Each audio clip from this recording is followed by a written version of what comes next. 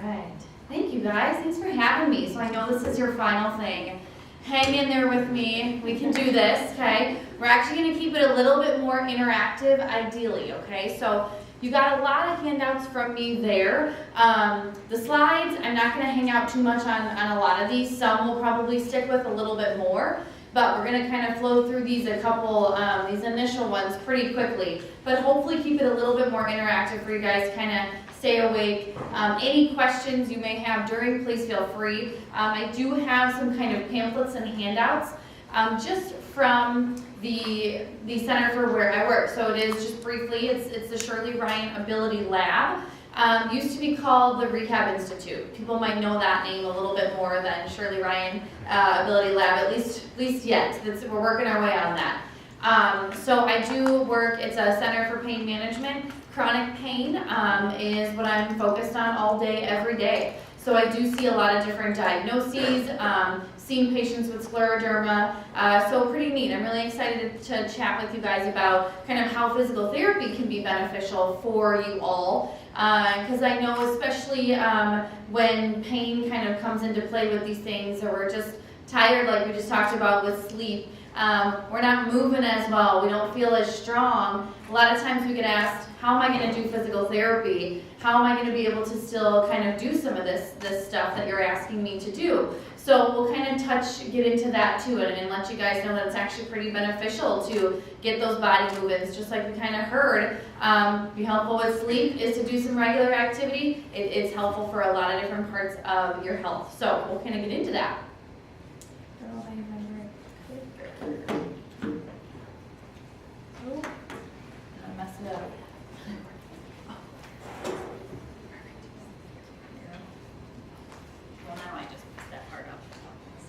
All right, there we go.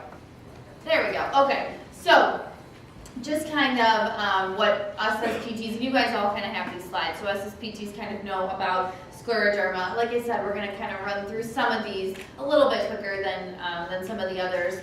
Some of the symptoms that, and I'm sure you guys have felt some of this stuff, but a lot of the ones that we'll hear from people are pain, I'm tired, I feel stiff, I don't have necessarily a lot of circulation that I'm feeling, I feel weak. So we get a lot of that when it comes to kind of just physical therapy, and those are kind of the biggest things we are addressing from that standpoint.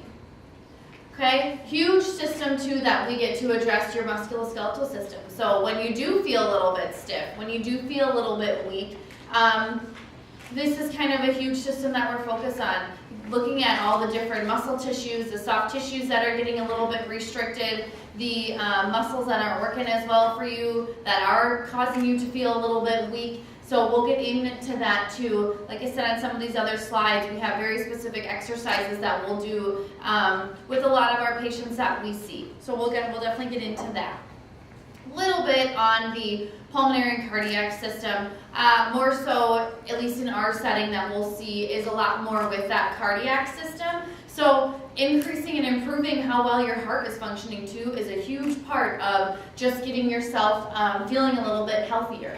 And that's something we'll touch on because a lot of the times too with the groups that we have, the patients that we see, it's I don't think I can do a lot of cardiovascular activity. I'm tired, I'm not breathing as well. So how can we kind of work with you on that using different pieces of cardio equipment, maybe using your heart rate, a certain target heart rate zone that's appropriate for you, and kind of pacing those things so that it does still feel good for you. Two other kind of systems, so every kind of body system is definitely touched on when it comes to having scleroderma. I don't get in too much with the integumentary or the GI, although just some of the different things that we can do working on joint mobility, getting you moving a little bit more can help some of those systems. Definitely getting into the nervous system a little bit with just different nerves that can be affected by some of the symptoms you guys might be experiencing. We can touch on that. You know, our nerves, we don't often kind of think about that we can stretch or that we can mobilize our nerve tissue, and we really can, which is nice, and it likes that. It needs that, our nerve tissue needs that blood flow. it needs us to get the nutrients to the tissues. And I kind of like to tell my patients, or if you think about this when it comes to nerves, wherever it might be, median, ulnar, trigeminal, these are all more peripheral nerves. Okay, some you may feel in your hands, some even on your face if maybe you feeling stiff in our jaw or things like that. And nerves, tend to feel kind of like that burning feeling, not comfortable. But if we think, our nerves stem from our cervical spine or our neck, from our low back all the way to our toes to our fingers. Okay, if you think about like a straw, okay, a straw you might drink a pop out of or something like that, and you think of like a cooked spaghetti noodle. Okay, when you run that spaghetti noodle through that straw and there's no kink in that straw, it can run pretty smoothly, right? There's nothing stopping it. It can get and it can innervate tissue just like we need it to.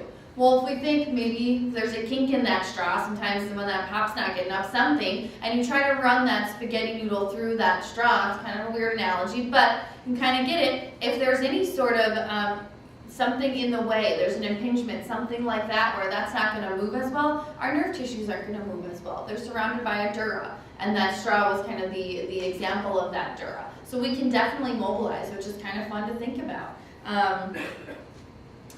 The next kind of couple slides here, this is if you were to maybe come into our physical therapy clinic or into a physical therapy setting. The next ones you have are maybe just some outcome measure tools that therapists might give you. I know oftentimes I do, at least in the chronic pain setting, I'm getting patients who have had lots of physical therapy in the past, which, just so I know, has anyone had physical therapy? It doesn't necessarily have to be for this specific diagnosis. Yeah, for something, right?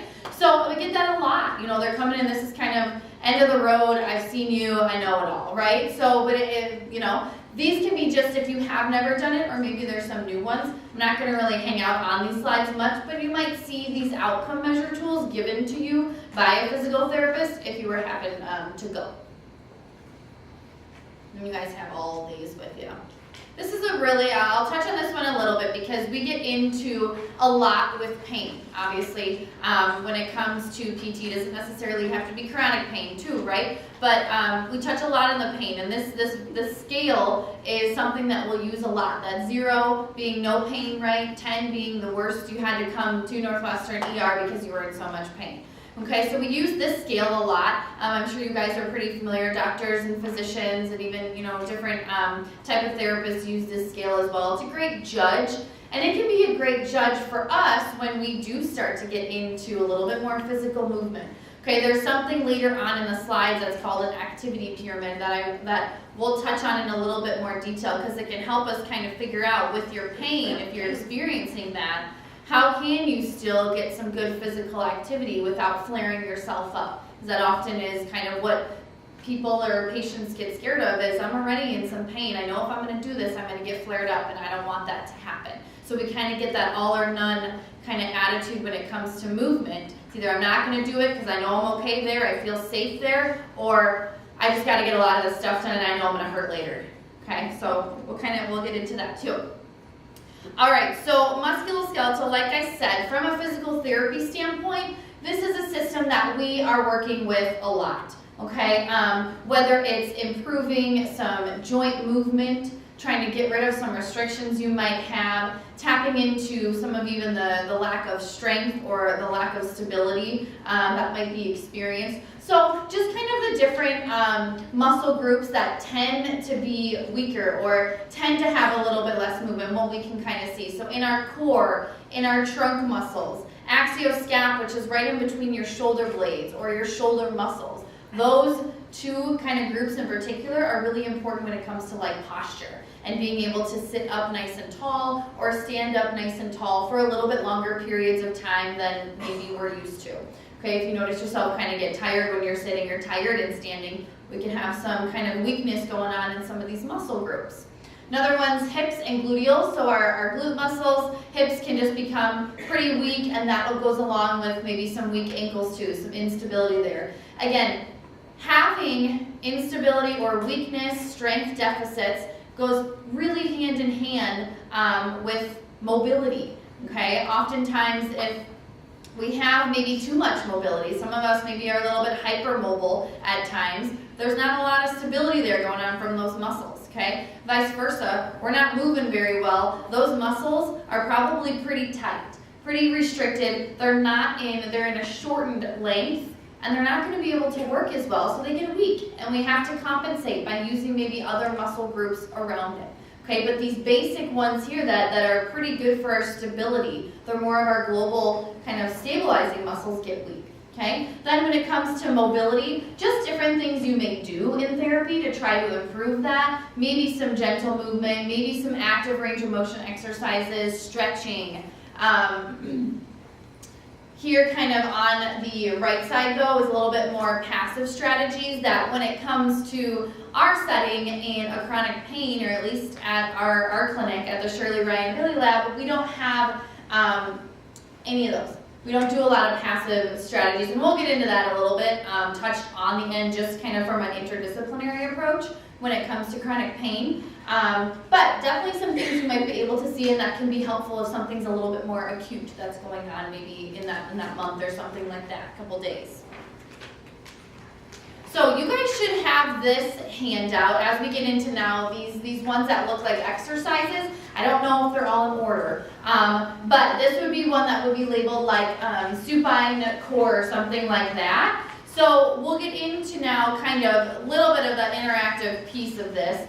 So we lead, and I myself lead, individual sessions at the clinic as well as group. So these different handouts that I've given you are the handouts that we'll give our group members and that are going through these different exercises. So we have this one here, which you initially start on your back all the way up into standing, and then we have a seated one for core. So as we kind of talk about strength and stability, on that previous slide, the core and the trunk, that was a kind of a muscle group area that tends to be a little bit weak on us. Okay, we're not really recruiting those muscles like we should be. These are definitely different groups that we get into. It's our lower abdominals, okay, your glute muscles, your low back muscles, all are really supportive for your trunk and your core, which again can just kind of not functionally be as strong as we'd like them to be. And this could be a number of reasons. This could be, again, you're tired, you're in pain, we're not moving as well, so we probably aren't doing as much as we used to or we'd like to, right? We may be sitting a little bit more, we may be lying down a little bit more, which then we're not functionally engaging these muscles, okay? So we just try to kind of reinnervate that, get that back in to your life. I gave this one and then the seated one here to you guys because not everyone's also comfortable lying down like that, right, or lying on our side. Or maybe you're working and we want to keep this functional for you, or you're flying on a plane, you're going somewhere for a little bit and you're going to be sitting for a while. Okay, what kind of stuff can you do seated? These are different exercises to engage your core, your gluteal muscles, those hip muscles that can become weak, different ways to do that from a seated position. And we always do like to end up in standing, kind of no matter, even if I'm working with a patient individually. If you think about, ideally at least, we don't want to be lying down all day, right? We don't want to be sitting all day. We want to get up to these functional positions like standing, right? Where we're moving around, we're doing different things. So let's just briefly, okay, as we can wake up here, we'll do it in sitting and then we'll get up to standing, just to kind of move around a little bit, okay? So seated here, I want to just find our lower abdominals, okay? So we have 3 layers essentially of abs, okay? Your first layer is that it's your rectus abdominis. So if you think about like the 6-pack muscle, right, or whatever that we might see on some people, that's that first layer. Your obliques on the side there help with rotating and turning. Second layer, the deepest layer, those transverse abdominis muscles, that's what it's called. They all kind of sound like some sort of transformer or a dinosaur or something. But that's what's really important for our deep stabilizing, okay? So, cueing here, you have these bones pointed, right out front. To you guys, it's right out towards this screen here. 1 or 2 fingers come on that bone for me, okay? And then you're just going to kind of fall off of it, just kind of get onto like skin, right in between in the bony area, okay? What I want you to do now is try to feel if something kind of poofs out into your fingers. So you're going to cough, clear your throat, give a little chuckle. Yeah, there we go. Okay, so did something kind of pop out, right? But we just created a little bit of pressure in there, so we don't really want to add added pressure. What we want to try to do now is just kind of draw that belly button down towards your spine. Okay? Try to engage that lower ab by just kind of thinking about that belly button kind of goes back. You should feel maybe like a little belt of tightness across your waist, if we're getting it. Might not be something we get right now. Like I said, this is not a muscle that we are really in tune with. It takes a little bit. If you're getting it now, that's awesome. It's something, too, we have to kind of train and re-educate our patients on to do without holding your breath or feeling a lot of tension come elsewhere. It can take some time. But everything then that we kind of do stems from figuring out where our lower abdominals are, okay? Even when we get into the gluteals, even when we get into our hips, okay? So let's try that in standing too. So go ahead and stand for me, and we're going to do something first because it's a little bit, well, I don't know if it's easier in standing, but we'll figure it out in standing, okay? First, before we try to activate that muscle, I want us to try to find where our center of our pelvis is, okay? Because again, that's important. A lot of times, depending on where our restrictions, where our tight muscles might be, where our weak muscles might be, maybe our pelvis is a little bit more forward because our hips are getting pretty tight because we sit a lot, right? Maybe our pelvis is tilted a little bit back because we're weak kind of in our glute muscles. So what I want you to do, hands on your waist first, okay? Now, shoulders stay right over your hips. You're just going to try to tilt that pelvis all the way forward. See what motion you got there. I know it's weird. And then tilt it all the way back. Try to rock. So you're kind of trying to rock that pelvis forward and back while keeping your shoulders over it. Now, once you kind of get through those end ranges a couple of times, try to find the center. Try to just feel like where your hips feel like, okay, I just went all the way forward, I just went all the way back, here. That's my center.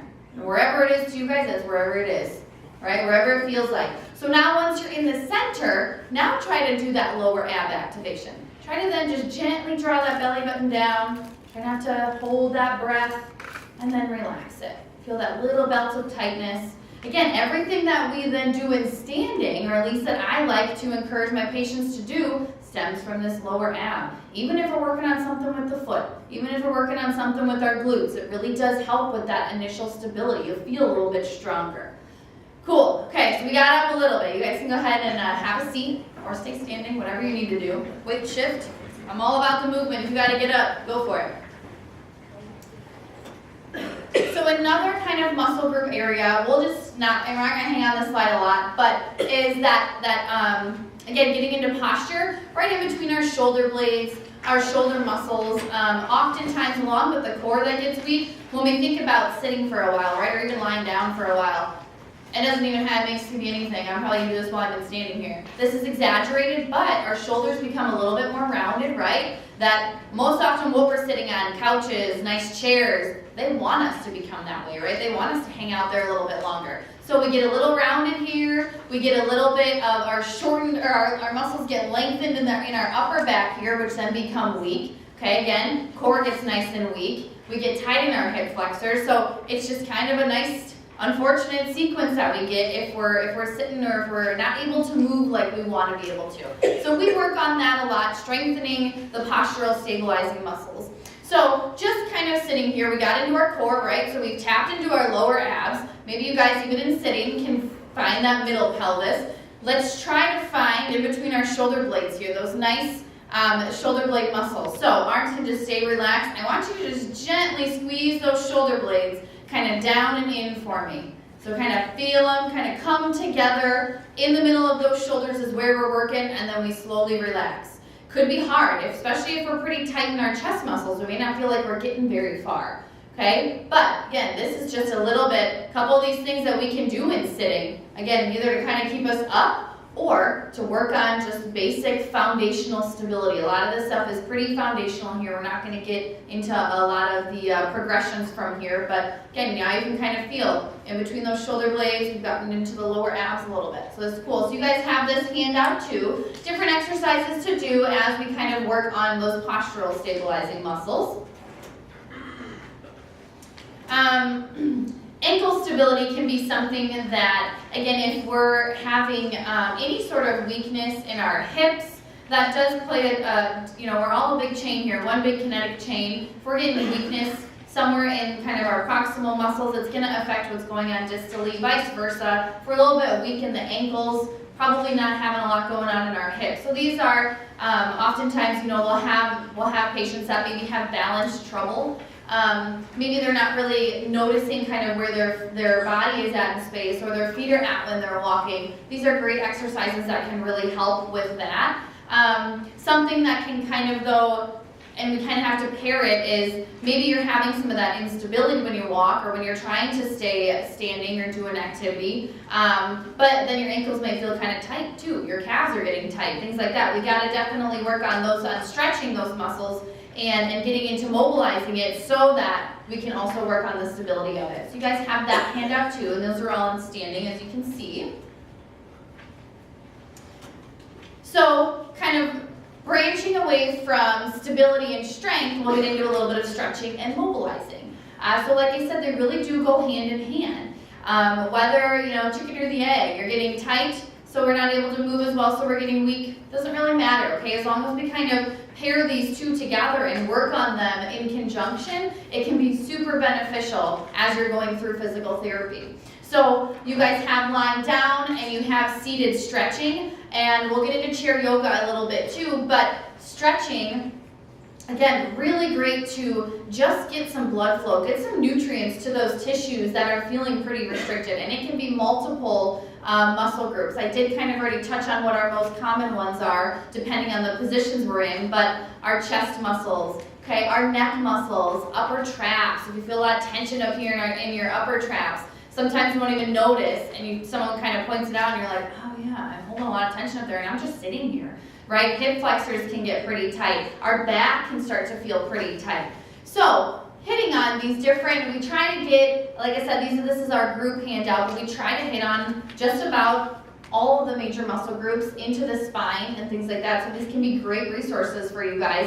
Again, the next one, sitting, might be a little bit more functional, just depending on what you're doing.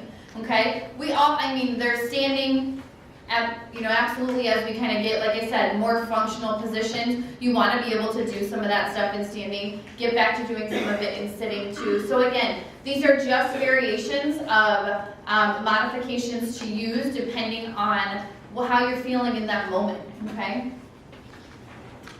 You know what, why don't we stretch a little bit? How about that? You guys said if we just maybe do some strength, why don't we get a little stretch? We'll do, let's do one in sitting, and then we'll get up again and do in standing. So stretching too, position and that nice posture can be really important for how you feel a certain stretch, okay? And how it feels for you, and that you're getting the appropriate lengthening of that muscle tissue. So only time I'll ask you to do this, but get in like your worst posture you've ever had and really soak it up, okay? Slouch, do what you gotta do, okay? So now from here, what I want you to do is just tilt your head to one shoulder.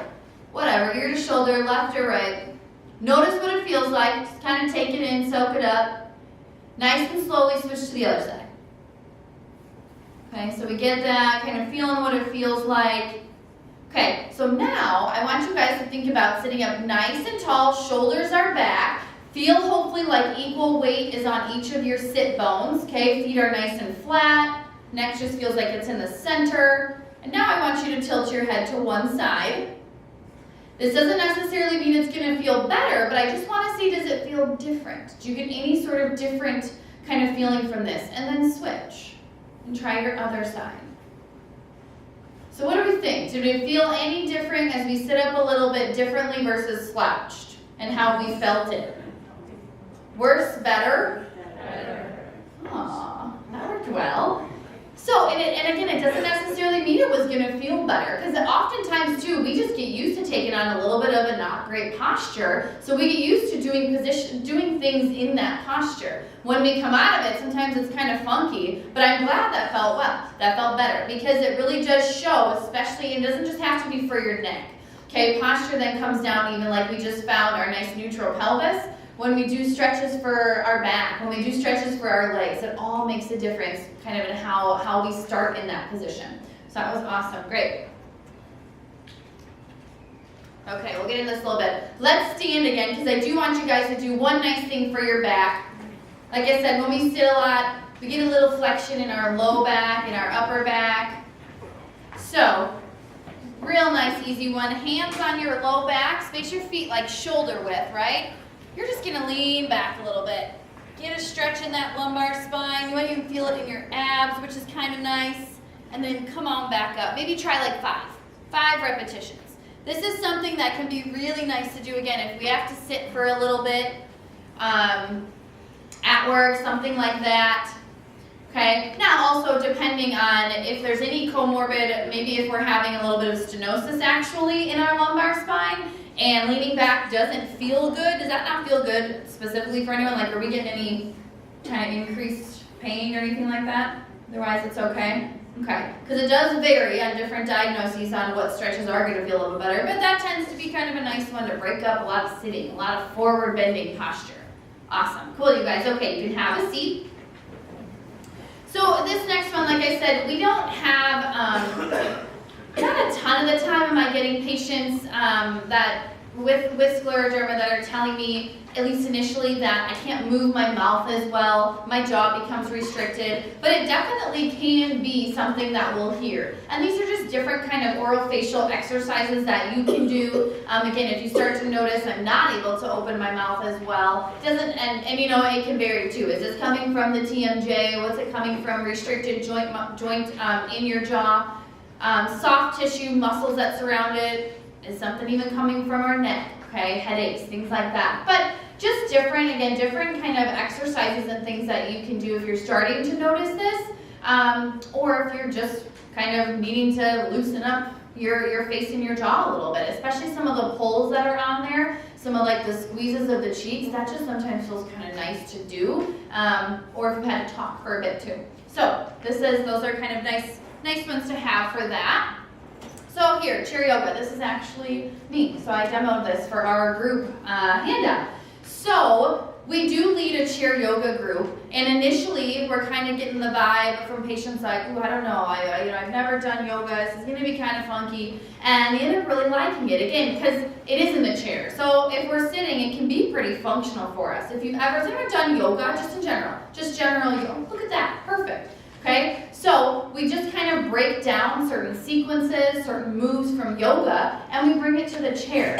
Yoga as a practice, I am not a yogi by any means. I'm not a yoga instructor. I do it here and there, but it can be very good just for multiple different reasons. Okay, very good to kind of blood flow, like I've been talking about, for mobility, getting some of the nutrients to our tissues, mobilizing you a little bit, can be really good for that. And we just get a little bit of a better response from some of the majority of the patients we see when we can do it in a chair. They really like that because then they can take it back with them, maybe at work, like I said, maybe at home, on a plane, traveling in a car, something like that. So there's a front side of that. I think there should be, yep, and then just the back side. Some that you can even do in standing. Obviously, all this stuff can be done in standing if you need to kind of get up and do that as well. So just a little bit of our chair yoga moves. I don't know how well you guys can see it, hopefully decently, because there are little kind of descriptive words under each of them to try to help you flow through it a little bit better.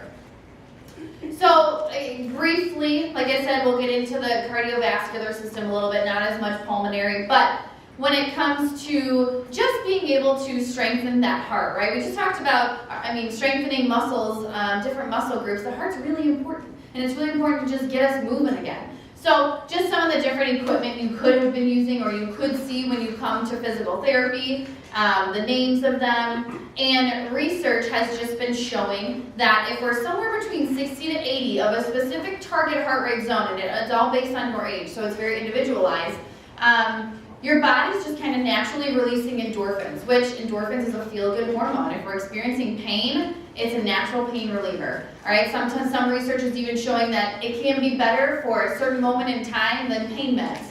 Okay, so kind of nice. We get that as just a natural thing for our body to do. Our body likes to move. Again, we have to figure out how much, but it likes to do that movement. You guys have, let's see, You should have this sheet. We don't necessarily need to go through this right now, but it can be something that maybe you want to find if you're getting into working on a little bit of cardio, is finding that max or that target heart rate zone. So it uses your age to find technically what your maximum heart rate would be, and then you can find that 60 to 80%. And if you're kind of working towards in that zone, doesn't have to be the entire time, right? But you might be kind of see what you feel like. We always were saying 20 to 30 minutes per day can be very beneficial, okay? So like I said, you don't necessarily have to find it now, but it can be something maybe you want to look into and explore as you're going through. Now, and I know you have this handout, but I might be jumping around a little bit. Let's say maybe you're on a certain medication. Is anyone on maybe like a beta blocker or something that's going to stunt your heart rate actually from, again, maybe something else that's comorbid? Using heart rate isn't going to be great. You're going to be like chugging along and you're like, why is my thing like only my heart rate only 75? What's going on? 75 beats per minute. Well, that's the medication. It's supposed to do that. So there's a different scale that we can use, and it's actually a nice scale to just kind of use in general too. It's called the Borg. So if you guys can see that in your handout, let's see if I have it up here. I don't think I do, but I know I gave it to you guys. And it's an RPE, so it's ratings of perceived exertions. It's the Borg scale, okay? And it's a 6 to 20 scale. And you can kind of, when you see it, you'll see, okay, what's a strengthening zone, what's a cardio zone. You can see where you want to be in when you use those numbers. Really great because you're not worried about your heart rate. It's not even a pain scale. You just can look at it and see, okay, where am I at between, right now as I'm cycling on the bike, am I somewhere in that cardio zone that I want to be? So that's actually a really cool handout, even if you don't want to do your heart rate. The Borg one's really nice.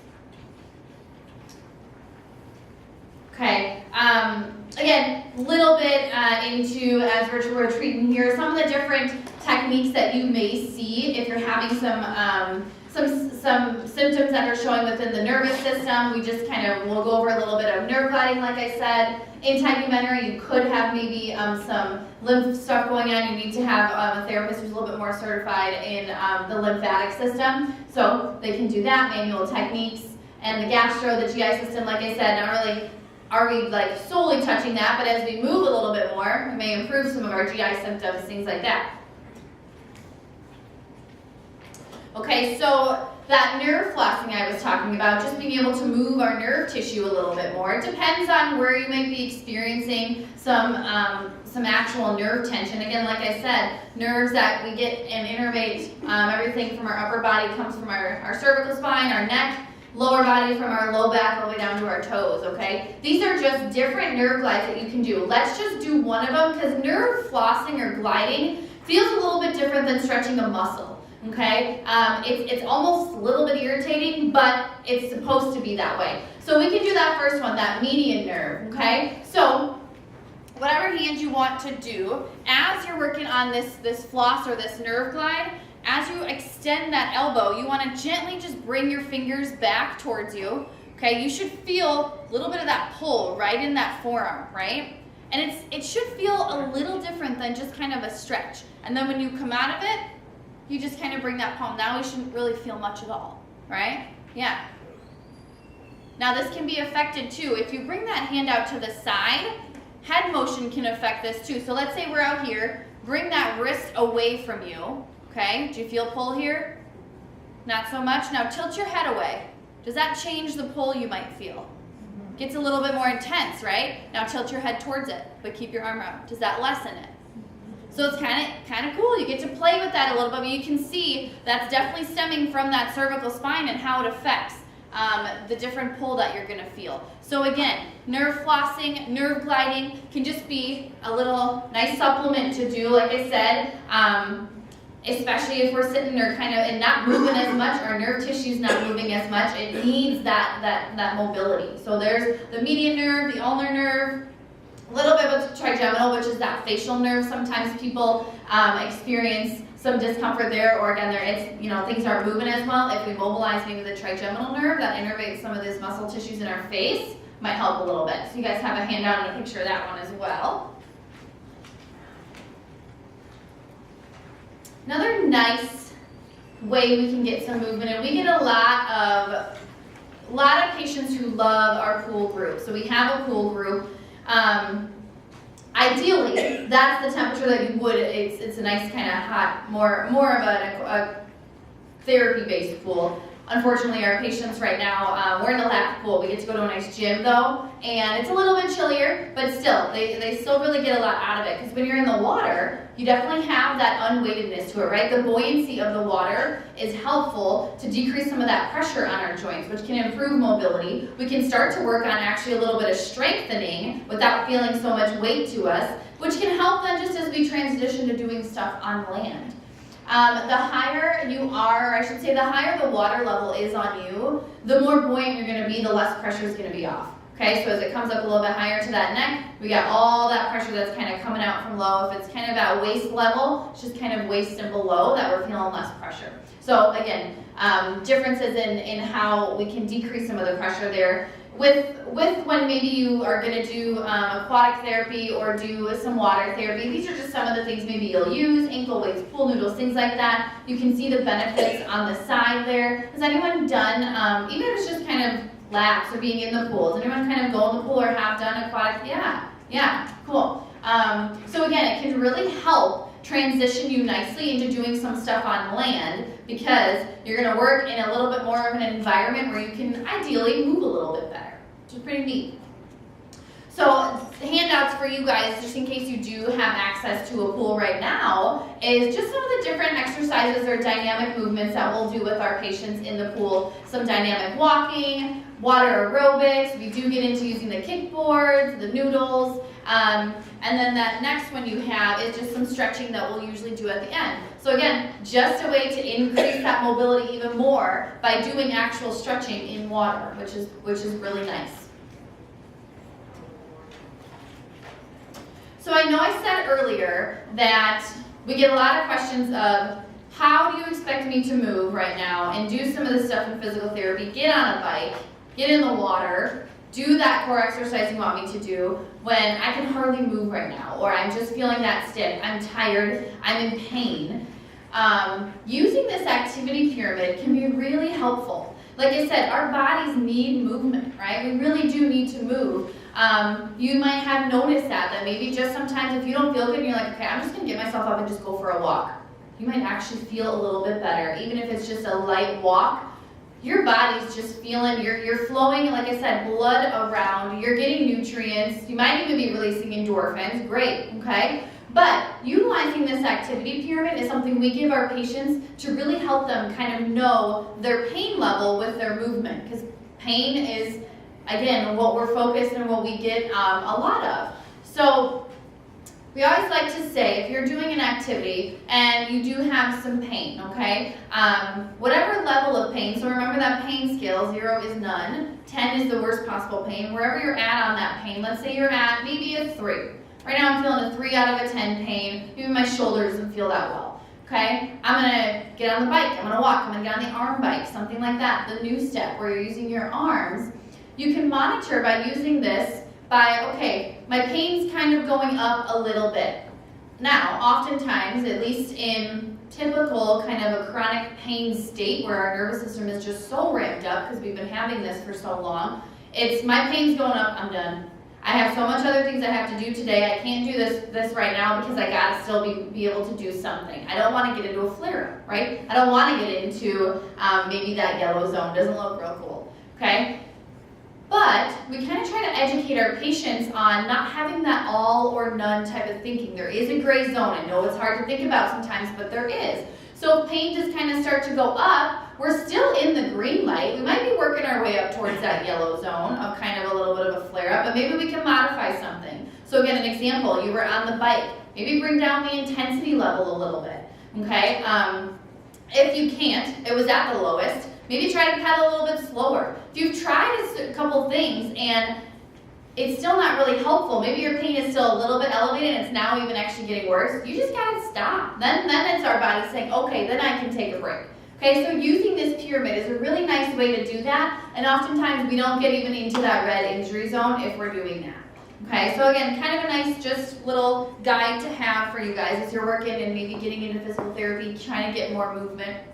And then just briefly, our biggest thing, and when it comes to just pain, chronic pain specifically in general, from a physical therapy standpoint, It's going to be most beneficial in a nice multidisciplinary setting, which is why it's great for the clinic that I do have. We have all these different disciplines: physicians, physical therapy, psychology, nursing, biofeedback, vocational. We are all in-house, and the patients get to see every single one of these, because as pain becomes chronic and persistent, it's not just the physical components that are playing a piece to that. Could have a large part to it, but it's not the only thing. So we get that nice interdisciplinary piece. You get to see the benefits kind of on that side, and work all together to really have that, you know, the patient and everyone in that care, and really work individualized, because everyone's different. Even though we may have the same diagnosis of this certain disease, it's definitely different and has a different role that it plays in our bodies. Clinic example, which I'm not going to run through, but you guys can see it on yours. But any